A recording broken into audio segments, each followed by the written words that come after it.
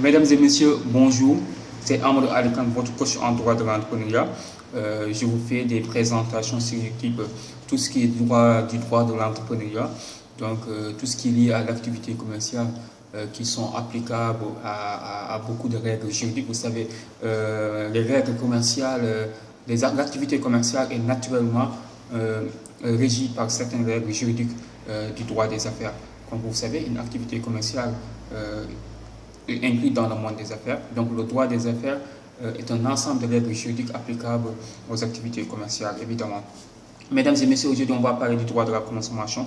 Donc vous savez, aujourd'hui beaucoup de commerçants ne maîtrisent pas et n'appliquent pas, même abusent du droit de la consommation. Je crois qu'au Sénégal actuellement, il y a un vide juridique sur le droit de la consommation, même du point de vue communautaire avec l'Organisation pour l'harmonisation du droit des affaires en Afrique. Même s'il y a certaines règles du droit applicables au droit de la consommation, on sent quand même une certaine vide juridique dans certaines domaines du droit de la consommation.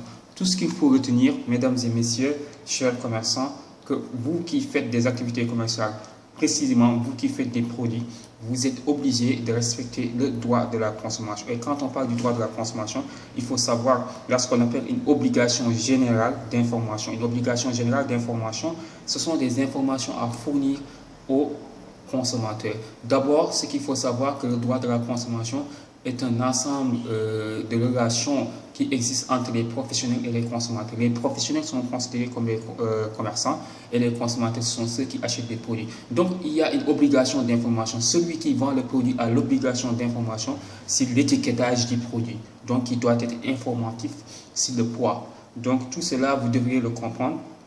En dehors de l'étiquetage du produit que les professionnels sont obligés d'informer aux consommateurs. Vous savez très bien, la date de fabrication aussi, il faut l'informer, à savoir si les prix aussi, les prix, la liberté des prix et de la concurrence aussi. Il faut respecter le droit de la concurrence dans le cadre des prix aussi, ce qu'il faut retenir. Il y a ce qu'on appelle aussi des conditions de vente qu'il faut respecter obligatoirement. Ce sont les éléments commerciaux ou économiques du contrat. Voilà, les conditions de vente.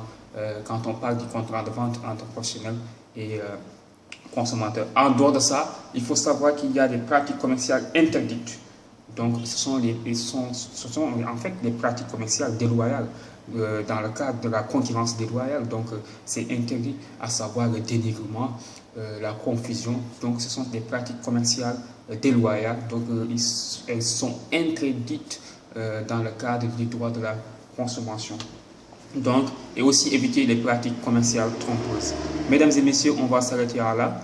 À la prochaine fois, on va revenir sur les modes de contrat aussi commerciaux, parce que c'est intéressant que beaucoup de commerçants y comprennent, et comment ça fonctionne ces contrats commerciaux-là. Je vous donne rendez-vous la semaine prochaine. Merci, au revoir.